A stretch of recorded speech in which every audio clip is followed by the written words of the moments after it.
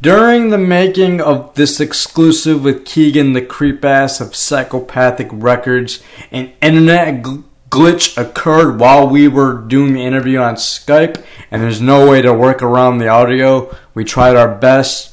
Other than that, the interview is still top-notch because Kegan delivered us fantastic answers to our questions. We'd like to thank you for supporting Kegan the Creep and Faygoluvers.net. Enjoy this interview. Faygoluvers.net with the one and only creep-ass of Psychopathic Records. Kegan, how are you, brother?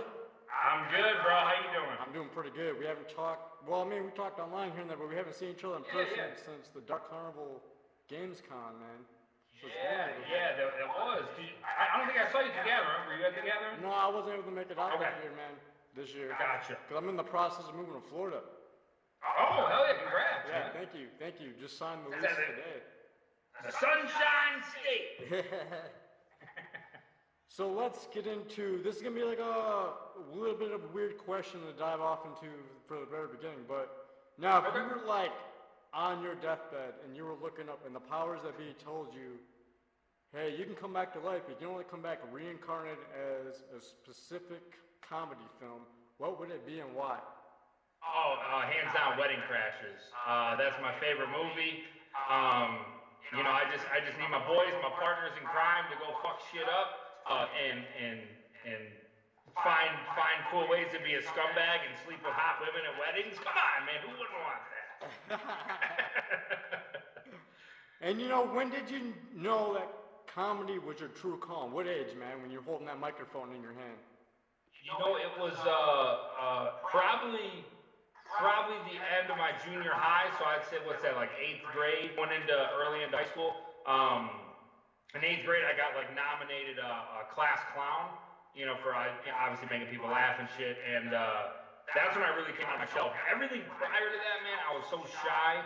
And then once I went into high school, I was like I made it cool because I got to hang out with everybody. I got to hang out with the juggalos, with the goth kids, with the jocks, with the hot chicks. I got along with everybody. So it's probably end of junior high, right into high school, man. And can you describe the emotions that you felt when you first stepped out to a crowd of people and they applauded back at you? Man, golly, you take me down memory lane here. There was, it's, I guess I'll call it a high. I don't do drugs, so I don't get high much. But to me, I would imagine that's, thank you. To me, I would imagine that's what a good high is. It's, when you get in front of their, like before I take the stage, it don't matter if it was back then or today, you get that, you learn to love it. I hated it for so long, but you get anxious, you know, and you got to learn to talk to yourself and calm yourself down and kind of become your own best friend, at least for me. And so it's once you get out there and you plant your feet and you get that first big laugh or you get people's attention, it's smooth sailing from there. I kind of picture it being like a quarterback, if you will. You go out and you throw the first pass or you take the first hit, the nerves are gone, you know what I'm saying? Right.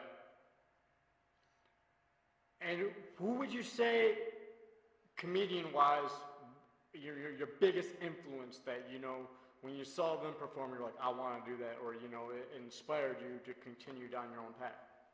Right, okay, growing up, I guess my favorite, even to this day, I'd probably say my all-time favorite comic is Bill Burr. I like comedians that do things that I don't do. I guess I respect it more. You know, like Bill Burr's a very angry comic. That's his shtick.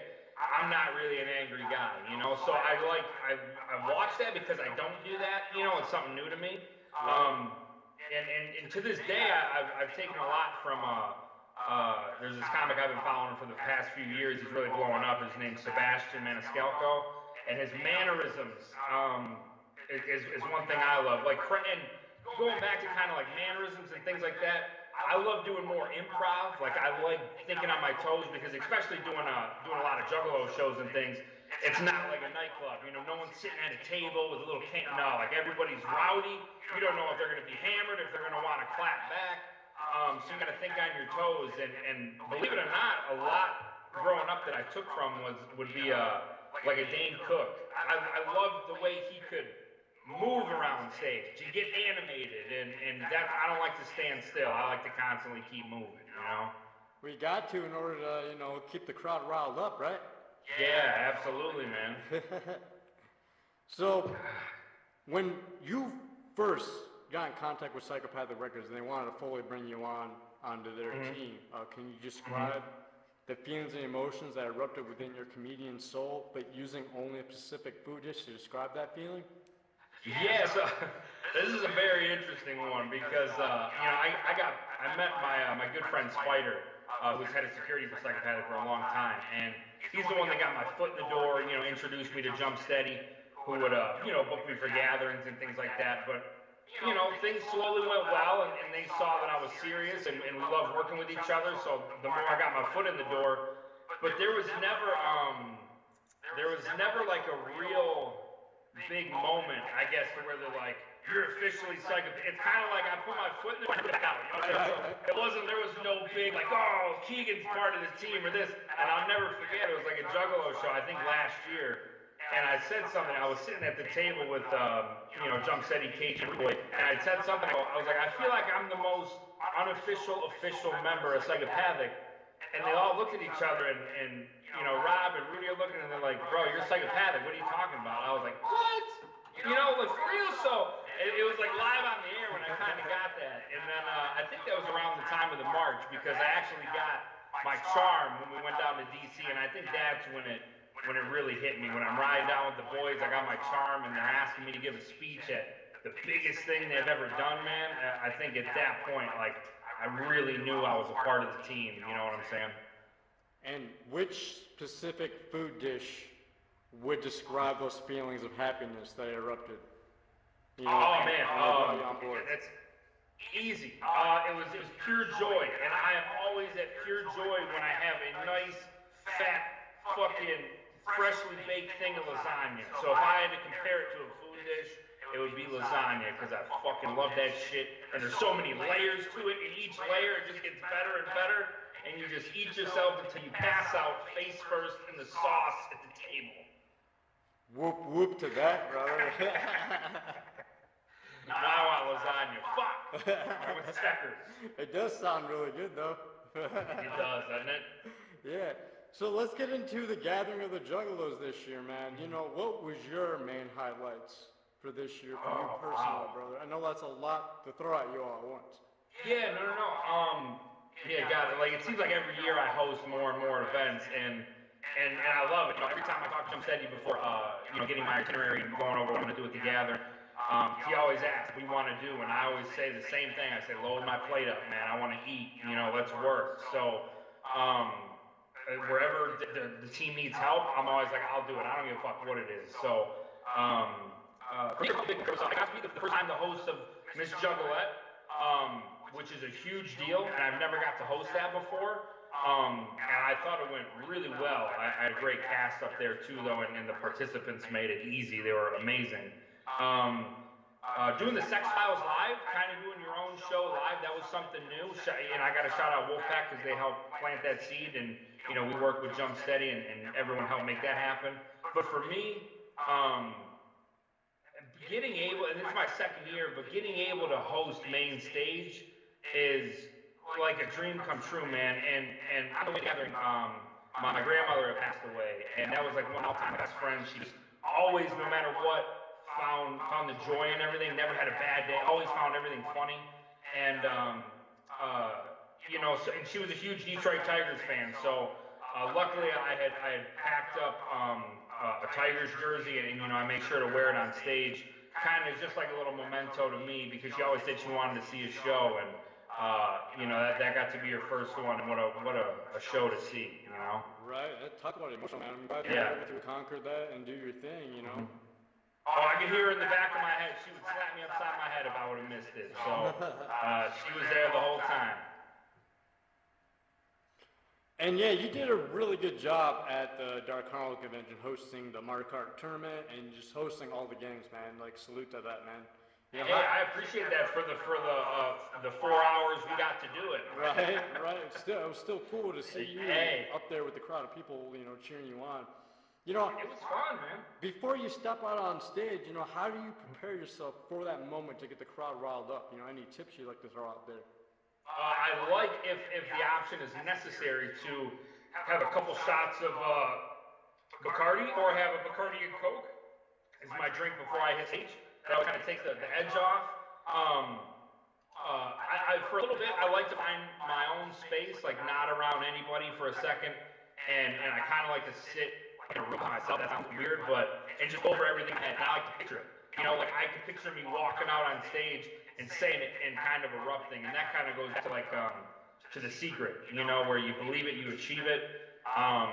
You know, this year the gathering was kind of dope because my green room was right next to Big Hoodoo's, and he's a great friend of mine, and he knows from touring with me. He came over, you know, knocked out my door and had a Bacardi and Coke ready, and he was like, "Let's do this." So it was shout out to him because he definitely helped take the edge off.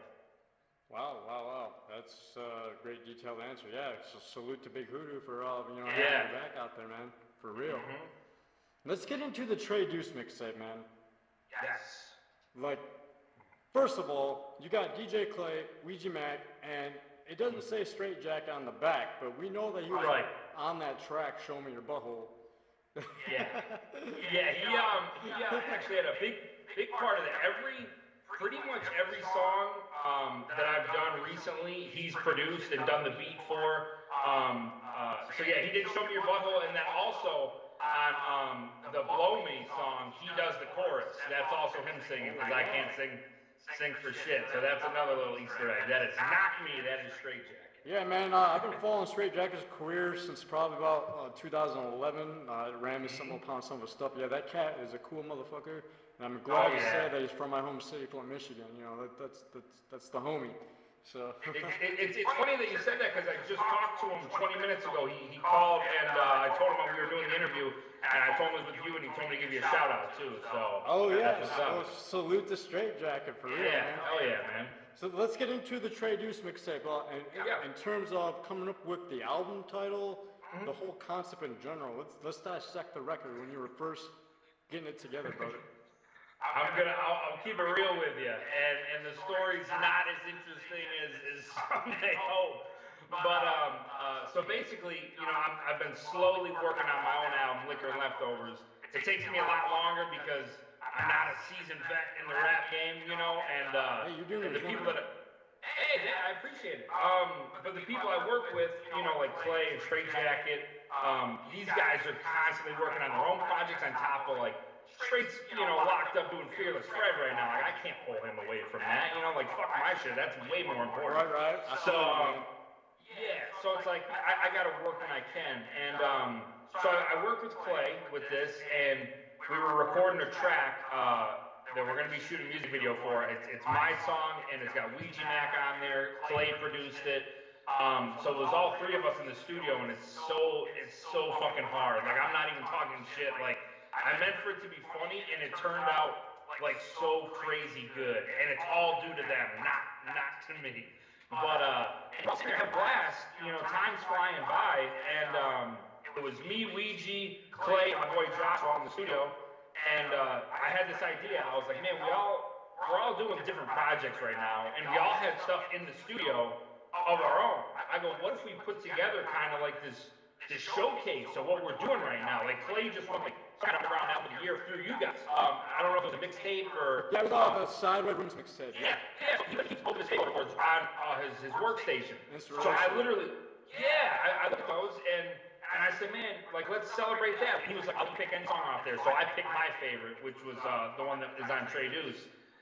Because that's, and then Ouija had this dope freestyle. It's not going to be on, you know, Water Damage. It's not going on the other one. He ended up putting it, I think, a little at the end of his Choker video. But he was like, what if we put that here? I'm like, that's dope, you know? And I had a couple songs that I had from, like, party favors that are going to be going on the album. And then we were like, well, what do we do for an intro? How do we announce it? And we all were kicking ideas, and Ouija was like, let's just all make fun of each other. So we had Josh go outside. We went right outside in that studio session. Clay had like these real big dice that we used for the cover. And we rolled a 3 and a 2, and Ouija was like, Tre Deuce. and we're like, that's it. Like, it's the Tre Deuce, you know, like, it's the roll of the die. That's what it is. If we roll to 5, there's 5 songs, you know, with the intro. So we shot it right outside Play Studio, went in there, loaded it on the computer, turned the mic on, walked up and made fun of how stupid we looked, and like cheesy, you know, and then you can hear the video I just released, the behind the scenes, where I'm just like, man, throw a beat behind that, and that's it, that's our intro, you know, and that was pretty much it. It was just all of us sitting down in such a good, having a fun moment. It hit me in the head, like, you know, gathering's coming up. Like, we can do this, you know, we can have this. I had it printed and like made in, I think, 3 days. Wow. Like, there was no like, we thought about this for months. This happened like one day, like literally 5 days before the gathering. We did all that, and I had it printed out 3 days later so I could get down there with it. It was spur of the moment, and it turned out so many people loved it, so I'm beyond happy. Yeah, it's a pretty fun mixtape, brother. You know, Show Me Your Butthole is obviously inspired by gathering shenanigans. And yes, so, 100%. I mean, obviously, you know, so when you're walking around the gathering, you first witness something like that, you know, what was in your mind, brother? Oh, for me, I love it. See, I love all the weird shit, man. Like, there's no other place you can go. There's no other group of people that just do shit like you won't go to like a Korn concert and people are like, show me your butthole. You know what I'm saying? You can't go to a Garth Brooks concert and people say that. So it's just so unique, and it all started off as a joke, and that's the one thing about Juggalos, man, is we find something so minute and so stupid, and we blow it up way bigger than what it ever should. We're like, whoop, whoop, that should not be a thing, let's be honest. But it started off as a little thing, and now it's known worldwide. So same with the Show Me Your Butthole, and I felt like, as the whole thing going, no one had a good dedicated anthem, and I'm like, man, we need like an anthem. And Tre Jacket, he did the whole beat from scratch. He did the beat. We did actually go at my house. He laid down his shit. I laid down mine. That's it, man. Like, this is all about. We had to step up. I mean, Show Me Your Butthole is so. That's like when they killed it the way they did it. So it's like, this is such an iconic thing. If we're gonna step up to the plate and make this happen, it better be dope. You know. And it was Blow Me like a way of like referencing back to the days of being socially awkward around women? Okay. So the inspiration, this is the honest to God true story for Blow Me.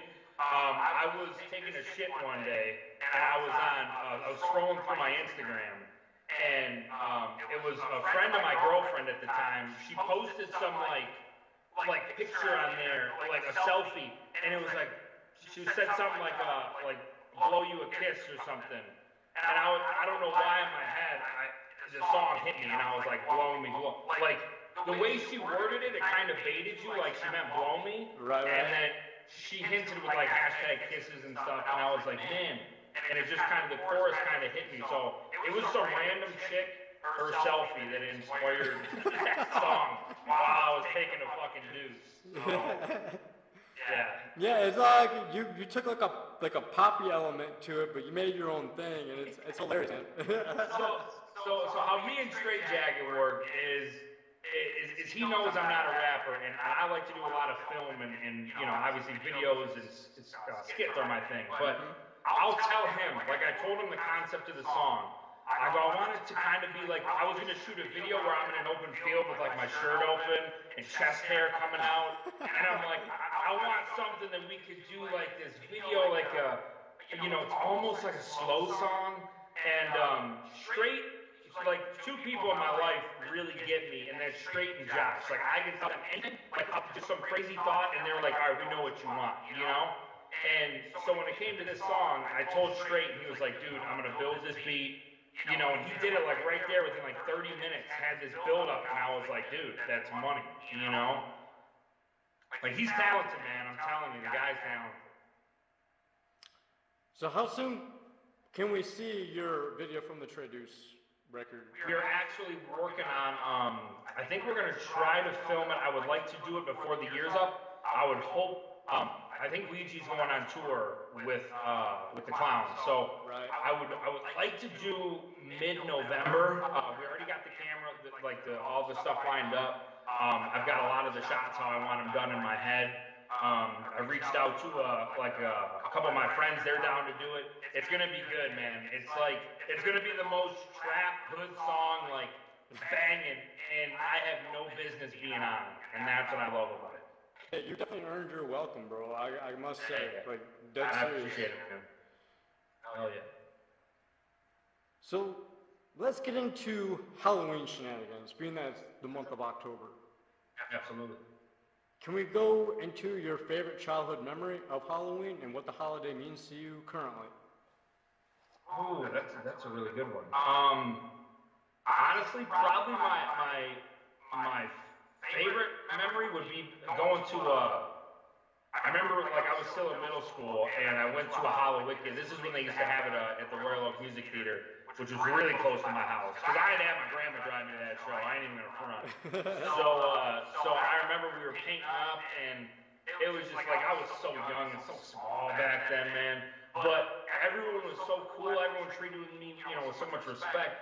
And it really made me kind of fall in love with that, because it was like Hallowicked at that time. I couldn't go to the gatherings, so Hallowicked was like my Super Bowl, and so that would be a really big memory for me. Right, witnessing the clowns on Halloween. Yeah, man. So close, like that town. It was the next city over. Like it was a 5-minute drive from my house. So it was like they were playing in my backyard. What year was that? God, man. I was in 6th grade, so I think that was like 2000, 2001, or I don't know. Like it was early 2000s, so. Yeah, I'm trying to think which Hallowicked single that would have been.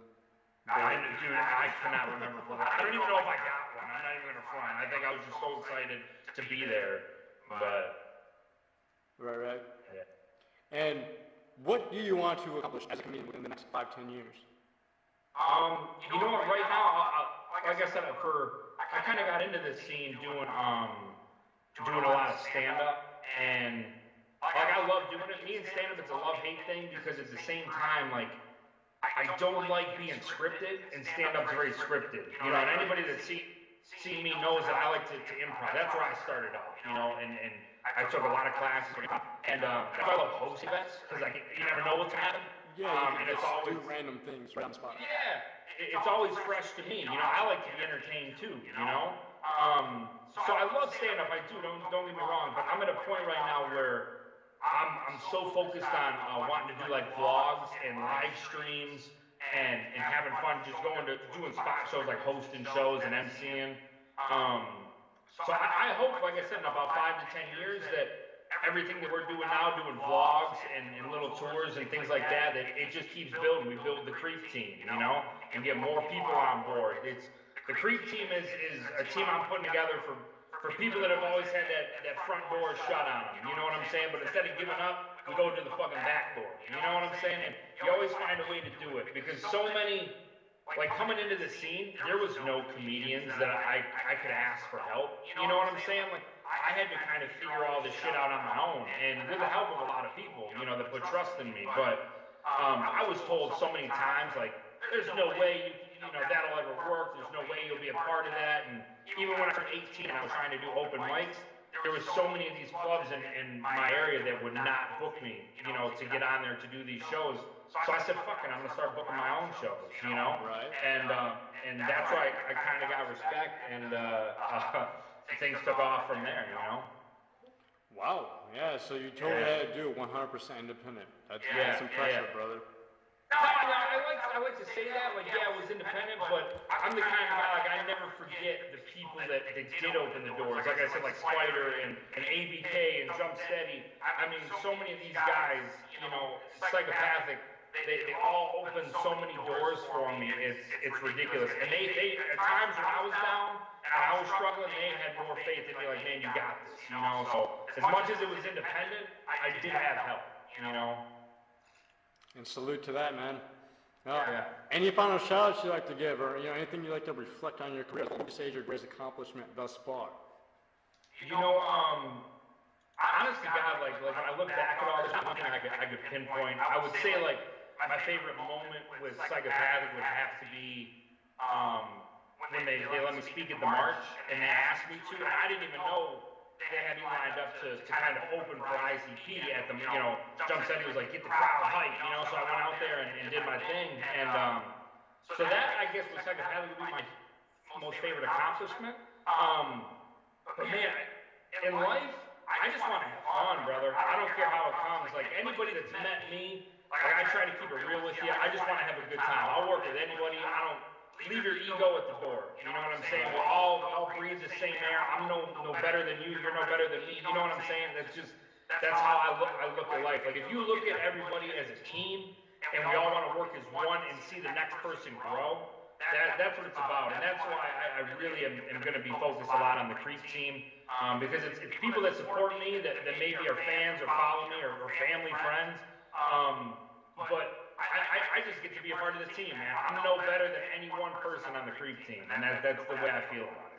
Well, you've been accomplishing a lot, man. I know you went to E3, you got to do your own thing there, and like... That vlog, that E3 one drops tomorrow. We're dropping it tomorrow. So as soon as I get done with this interview, which you guys will probably be showing it later, but I'm going to go do a live stream on my Facebook and talk about that.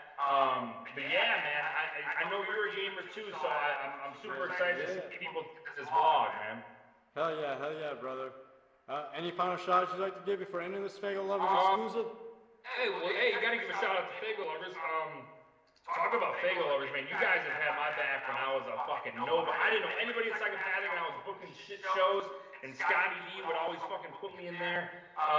So you guys have always had my back. So huge shout out. Once again, here I am. You guys looking out. So big shout out to you, man. I'm sorry it took so long to do this. Shit's been so when the time comes, right? No it kind of worked out, because now I got more shit to talk about. So, but I want to give a shout out, like I said, to I got a really close team that does everything outside. I give a big shout out to my boy Josh at Yada Media. Ouija, we're editing his vlog right now. We're helping Ouija with his vlogs. So I'm looking at it literally as I'm talking to you. Shout out to Straight Jacket, you know what I'm saying? Everybody at Psychopathic. I'm an official member of the Juggalo show. Like, what the fuck is happening? Yeah, man, All-Star Labo. I can't believe it. So, yeah, shout out to everybody that took time out of their day to even fucking listen to this, man. Like, honest to God, that means more to me than anything. If you can lend an ear and you want to be a part of the movement, man, get the fuck on. Let's do this. Well, there we go. Kegan the Creepass, Faygoluvers.net. Look out for his music video dropping in November, and keep up all his live streams up on the Creepass on Facebook. Yeah, drop all your links, man. Yeah, definitely go to youtube.com/thecreepshow. Subscribe there.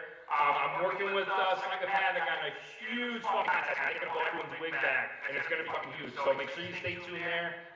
Twitch.tv/Kegan's Creep Show.